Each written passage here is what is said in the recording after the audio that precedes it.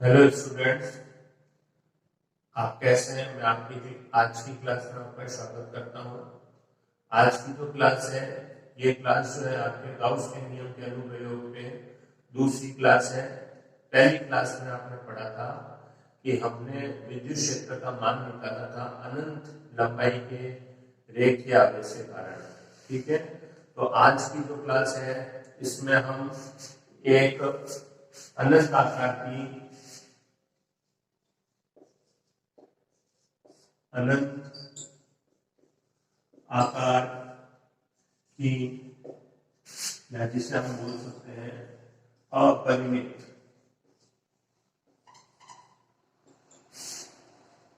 कुचालक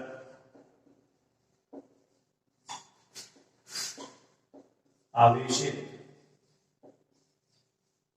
परत के कारण विद्युत क्षेत्र ज्ञात करेंगे। ठीक है, तो ये बहुत इंपॉर्टेंट टॉपिक है। एग्जाम के पॉइंट ऑफ व्यू से आपको इसे अच्छे से नोट करना है और इसे कॉपी में बार बार लिख के इसको नोट याद करना है। तो यह अनंत आकार की अपरिमित कुचालक आवेशित परत है, इसके कारण विद्युत क्षेत्र निकालेंगे। देखो, जो विद्युत क्षेत्र होता है वो एक सदिश राशि होती है, तो हमेशा हम पहले दिशा ज्ञात करते हैं, उसके बाद हम उसका मान ज्ञात करते हैं। तो आइए सबसे पहले हम विद्युत क्षेत्र की दिशा को ज्ञात करेंगे। तो सबसे पहले हम यहाँ पर ये एक प्लस अनंत से माइनस अनंत तक फैली हुई आवेशित परत है और उसका एक टुकड़ा, उसका एक भाग ABCD मैंने यहाँ पे दर्शाया है। ये पूरी अनंत तक फैली हुई है, प्लस अनंत से लेके माइनस अनंत तक। सिर्फ मैंने उसका एक छोटा टुकड़ा दर्शाया है।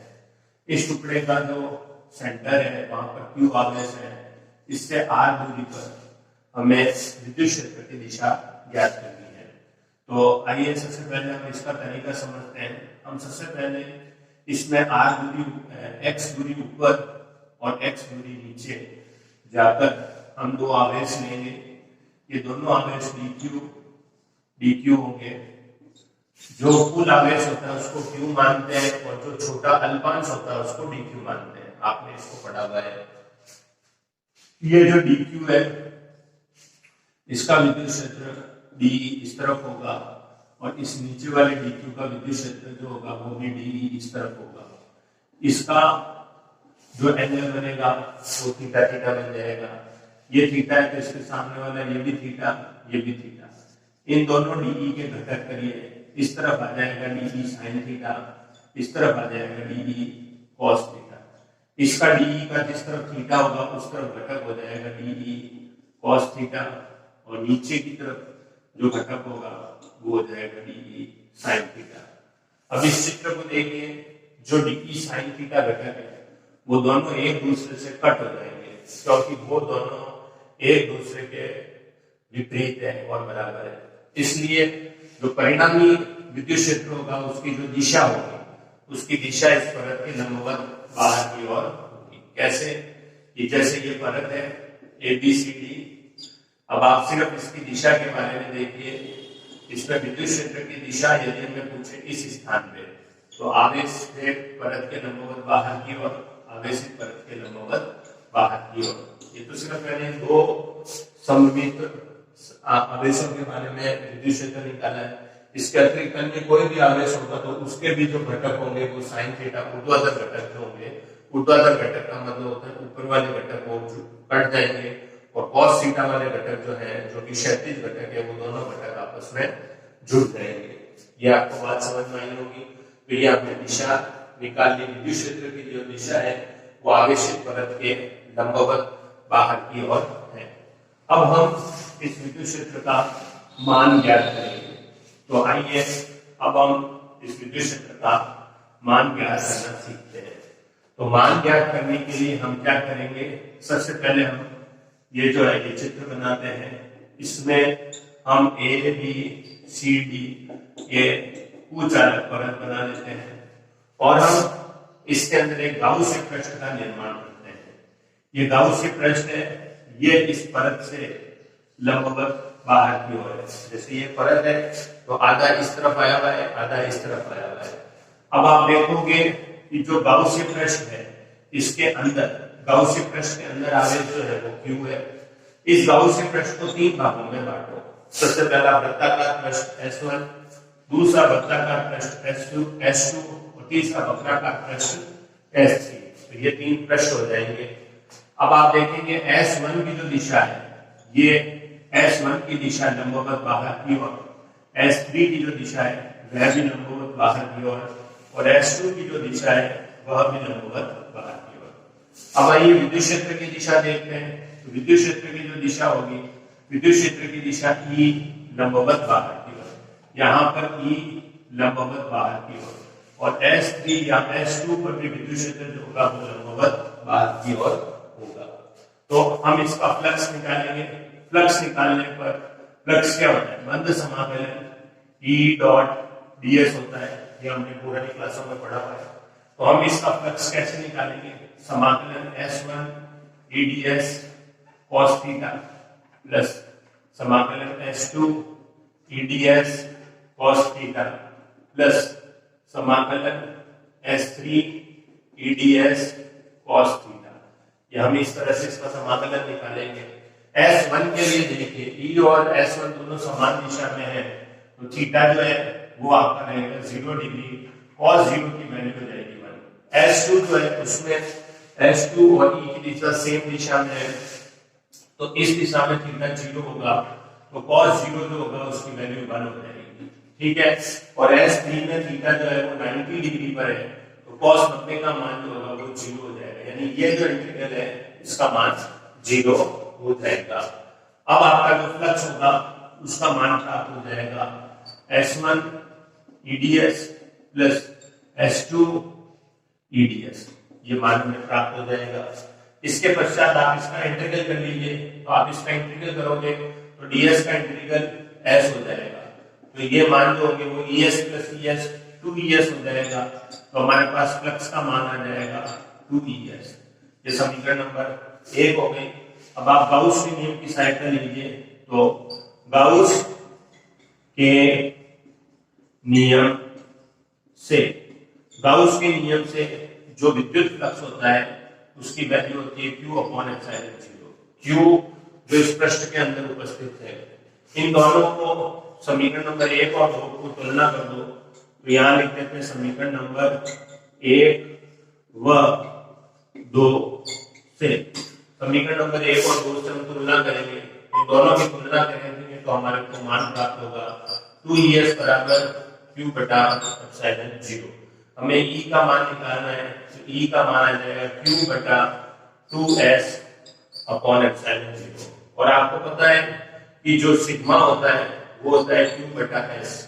सिग्मा का मान होता है Q बटा S, तो जो हमारा फ्लक्स होगा उसका मान आ जाएगा सिग्मा अपॉन 2 एप्सिलॉन 0।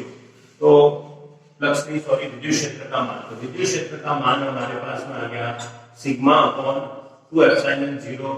और यहाँ पर आप आगे इकाई सदिश लगा देंगे, R कैप नहीं लगाएंगे। इसका अर्थ ये हो गया जो विद्युत क्षेत्र है वो दूरी R पर निर्भर नहीं करता है।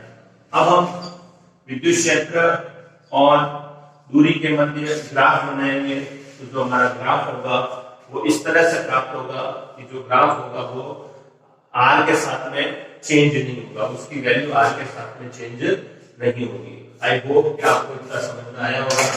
तो ये हमने एक टॉपिक कर लिया है जिसमें हम अनंत आकार की आवेशित परत के कारण हमने विद्युत क्षेत्र निकाला। ठीक है।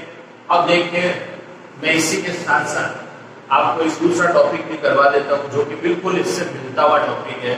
वो है बिल्कुल उसका प्रूफ सेम है, बस चित्र में थोड़ा सा अंतर आएगा, तो उसे आपको ध्यान से समझना है। आगे पे ये रहेगा अनंत आकार की अपरिमित, यहाँ पे कुछ आवेशित परत की जगह हमारे पास में आ जाएगी प्लेट। बस ये परिवर्तन होगा, ये नाम में परिवर्तन हो जाएगा।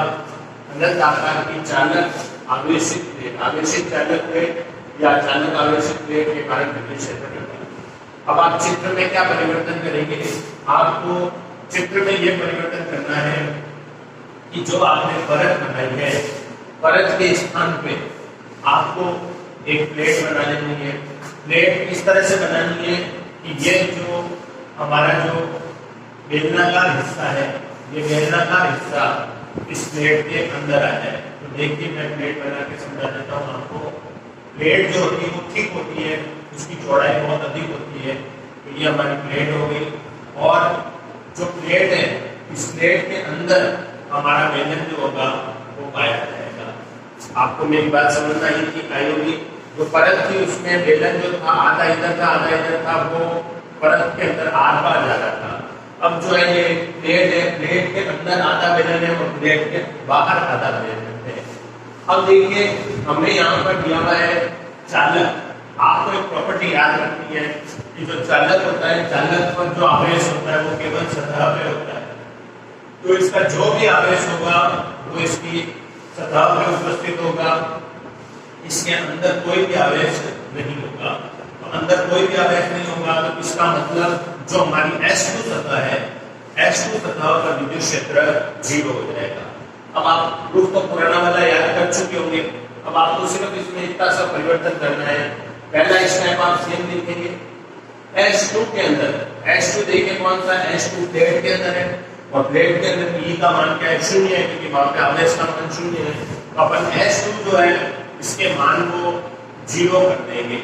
S2 के मान को मैंने 0 किस लिए किया, S2 के मान को मैंने 0 इसलिए किया क्योंकि S2 जिस भाग में पाया जाता है वह भाग जो है वो बेलन के अंदर है, और बेलन के अंदर विद्युत क्षेत्र का मान 0 है। तो हमारे 3 में से इस बार 2 समाकलन जो है वो 0 हो जाएंगे। तो S2 वाला जो हमारा समाकलन है, S2 वाला समाकलन हमारा देखिए यहाँ पे 0 हो जाएगा। तो S2 वाला समाकलन 0 हो गया, तो हमारा जो समाकलन होगा वो सिर्फ आ जाएगा फ्लक्स बराबर ES। तो समीकरण नंबर 1 जो होगी वो बनेगी फ्लक्स बराबर ES। अब गाउस के नियम से इसके अंदर जो उपस्थित आवेश है बेलन के अंदर वो क्यों माना हुआ है, तो फ्लक्स का मान होगा Q बटा E एप्सिलॉन 0। तो यहाँ पे आ जाएगा ES बराबर Q बटा एप्सिलॉन 0। तो ये S जो होगा नीचे आ जाएगा और Q जो है वो वहां से कट जाएगा। तो आपका ये जो प्रूफ है इस प्रूफ में Q कट जाएगा, और फाइनल आंसर में आप देखेंगे कि जो आंसर आएगा वो सिग्मा अपॉन एप्सिलॉन 0 प्राप्त होगा। और E और R का जो ग्राफ होगा वो भी सेम रहेगा, बस जो आंसर जो होगा वो सिग्मा अपॉन एप्सिलॉन 0 आ जाएगा। अब इतना आपको समझ आ गया होगा। अब हम देखते हैं कि अगर हमने जो अभी प्रूफ किया है परत और प्लेट, इन दोनों के विद्युत क्षेत्र का अनुपात पूछा जाए एग्जाम में तो क्या होगा, उसको हम आइए कैलकुलेट कर लेते हैं। तो आइए हम परत और प्लेट के विद्युत क्षेत्र का अनुपात कैलकुलेट करते हैं। तो हम क्या करेंगे कि जो E परत है और E प्लेट है इसका विद्युत क्षेत्र लिख देते हैं। E प्लेट का विद्युत क्षेत्र हमने निकाला सिग्मा अपॉन एप्सिलॉन 0, और E परत का विद्युत क्षेत्र हमने निकाला सिग्मा अपॉन 2 एप्सिलॉन 0। अब हमें E प्लेट अपॉन E परत पूछा जा रहा है, तो हम क्या करेंगे, sigma upon epsilon 0 upon sigma upon 2 epsilon 0 का अनुपात निकालेंगे।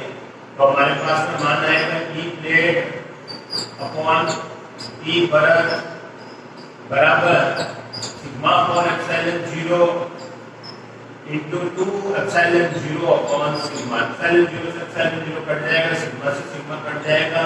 तो हमारे पास में E प्लेट बटा E परत का जो अनुपात है वो अनुपात 2/1 के बराबर प्राप्त होगा।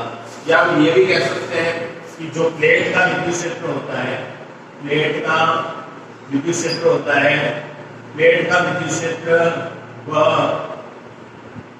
प्लेट का जो विद्युत क्षेत्र होता है वो 2 गुना होता है परत के विद्युत क्षेत्र से। तो ये आपको याद रखना है कि जो इसको 2 को मैंने इधर गुणा कराया, प्लेट का विद्युत क्षेत्र परत के विद्युत क्षेत्र से 2 गुना होता है। आज मैंने आपको 2 टॉपिक करवाए हैं, इन दोनों टॉपिक को आपको अच्छे से समझना है, और मेरे वीडियो को लाइक और सब्सक्राइब जरूर करें। Okay, thank you.